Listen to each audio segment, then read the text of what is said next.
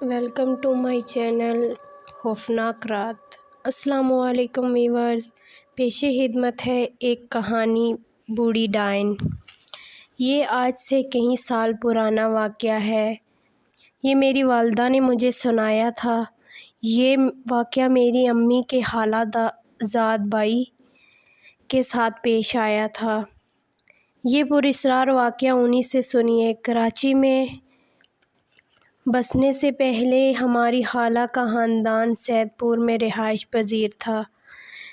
میرا خالہ زاد، جس کا نام نعیم تھا، اس وقت اس کی عمر 17-18 سال کے قریب تھی اور وہ کراچی شہر میں تعلیم حاصل کر رہے تھے۔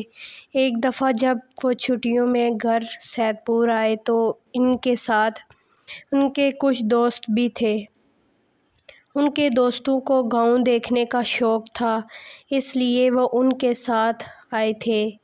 چھٹیوں کی فراغت تھی، اس لیے وہ روزانہ کہیں نہ کہیں آئے تھے اور کہیں نہ کہیں گھومنے نکل جاتے۔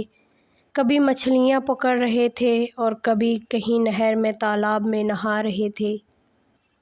اسی گھومنے پھرنے میں اتنے مشغول ہو گئے کہ وقت کیسے گزر گیا پتہ ہی نہیں چلا۔ یہاں تک کہ شام ہونے لگی۔ اچانک انہیں ایک دور ویرانے میں کچھ نظر آیا۔ اس چیز کی طرف جاتے ہوئے ان کے دوستوں نے انہیں نہیں دیکھا۔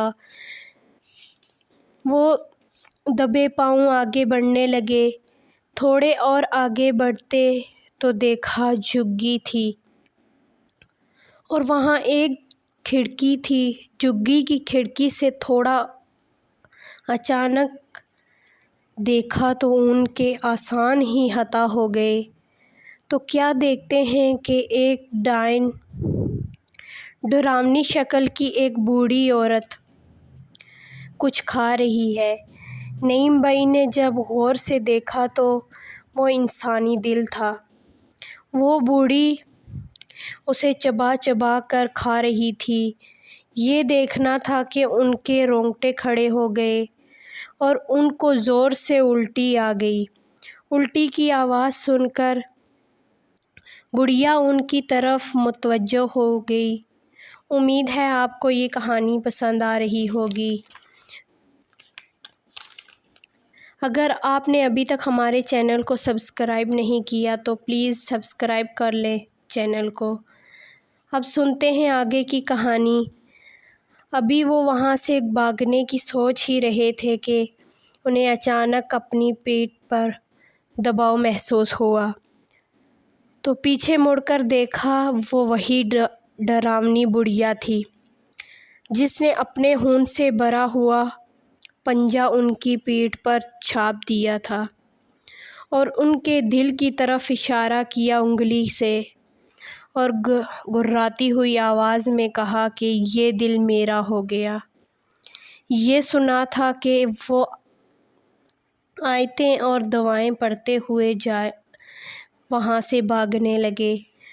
وہ کیسے ہی گھر پہنچے اور کچھ دیر بعد ان کے دوست بھی ان کی تلاش کرتے کرتے ان کے گھر پہنچے۔ گھر پہنچ کر بھی ان کی حالت نہ سنبھلی تو ان کی الٹیاں بند نہ ہونے کا نام ہی نہیں لے رہی تھیں۔ ان کے دوست بھی ان کی یہ حالت دیکھ کر حیران ہو گئے اور ان سے پوچھنے لگے۔ ان کے گھر والے بھی پوچھنے لگے انہیں کچھ پتہ ہوتا تو وہ بتاتے نا۔ یہ سب دیکھ کر خالہ، خالو اور سب بھائی بہن سب حیران ہو گئے۔ نعیم بھائی سے بھی پوچھنے کی کوشش کی تو وہ بھی بہکی بہکی باتیں کرنے لگے۔ انہیں ڈاکٹر کے پاس لے جایا گیا لیکن کوئی فائدہ نہ ہوا۔ علاج چلتا رہا لیکن کوئی فائدہ نہ ہوا۔ وہ ٹھیک نہ ہونے کی صورت میں تھے۔ چھٹیاں بھی ختم ہونے لگی تھیں اور ان کے دوست بھی واپس ہاسٹل چلے گئے۔ نعیم بھائی کے ایک بھائی حافظ قرآن تھے۔ قرآنی آیتیں پڑھ کر پانی پر دم کر کے ان کو پلاتے گئے تو ان کو کچھ فائدہ ہوا۔ تو انہیں ایک بزرگ کے پاس لایا گیا۔ بزرگ نے نعیم بھائی کو غور سے دیکھا، دیکھ کر کہا، اب کوئی فائدہ نہیں ہوگا، جتنے جلدی ہو انہیں یہاں سے دور لے جایا جائے۔ اب میں کچھ نہیں کر سکتا۔ وہ عورت ڈائن تھی، اب اس سے جان چھڑانی مشکل ہے۔ وہ ڈائن اس کا دل کھانا چاہتی ہے، وہ اس کی جان لے کر رہے گی۔ ان حالات کی وجہ سے سارے گھر والے سخت پریشان تھے۔ خالہ خالو اور ان کے گھر والے نعیم بھائی کو لے کر لاہور چلے گئے، اور لاہور آنے کے بعد نعیم بھائی کی حالت کچھ سنبھل گئی اور وہ کچھ ٹھیک بھی ہونے لگے۔ لاہور آنے کے بعد خالہ نے نعیم بھائی کی شادی کر دی اور وہ آہستہ آہستہ ان کی حالت کچھ بہتر ہوتی گئی۔ ان کے بچے بھی ہو گئے ماشاءاللہ، اب یہ نانا نانی بن چکے ہیں۔ نعیم بھائی اب بالکل ٹھیک ہیں۔ آپ کو اگر ہماری یہ کہانی پسند آئی ہو تو پلیز چینل کو سبسکرائب کر دیں اور لائک کر دیں۔